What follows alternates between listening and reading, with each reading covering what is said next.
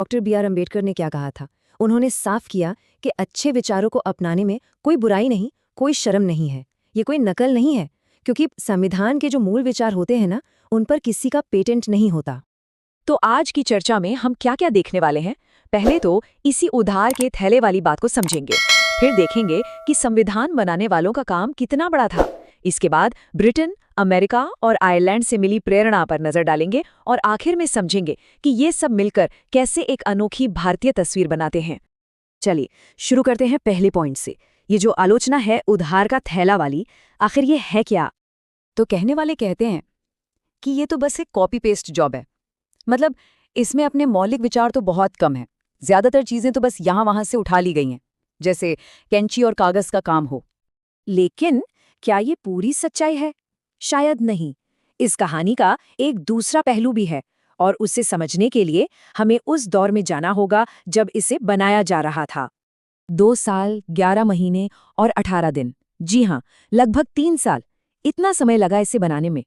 ये कोई जल्दबाजी का काम तो बिल्कुल नहीं लगता है ना। साफ है कि ये एक बहुत गहरी और सोची समझी कोशिश थी।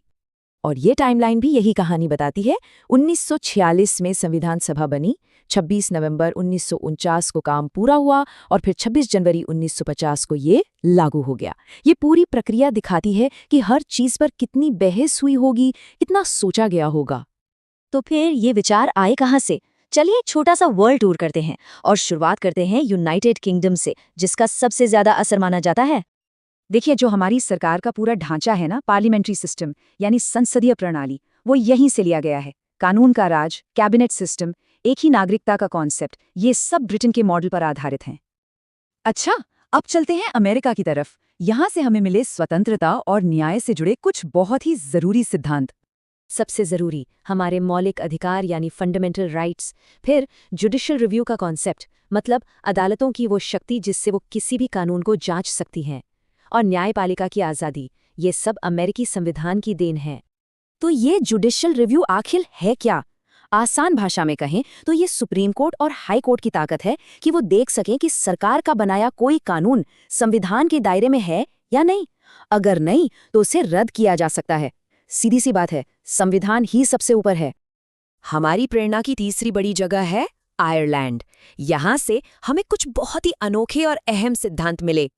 यहाँ से लिए गए directive principles of state policy यानी डीएसपीसी, ये एक तरह से सरकार के लिए गाइडलाइंस हैं कि उसे देश में सामाजिक और आर्थिक न्याय कैसे लाना है। ये सिर्फ राजनीतिक अधिकारों से आगे की बात करते हैं, आम इंसान की भलाई की बात करते हैं।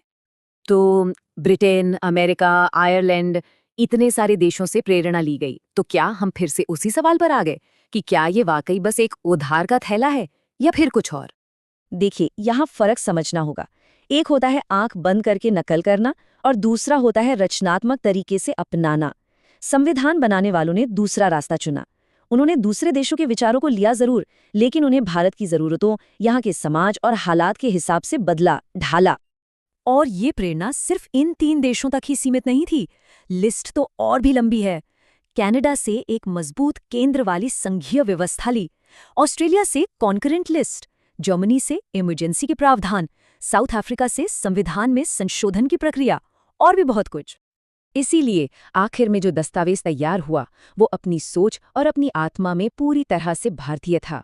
ये विदेशी विचारों का एक बेमेल जोड़ नहीं, बल्कि भारत की विविधता और जटिल इतिहास को ध्यान में रखकर बनाया गया एक अनोखा दस्तावेज है।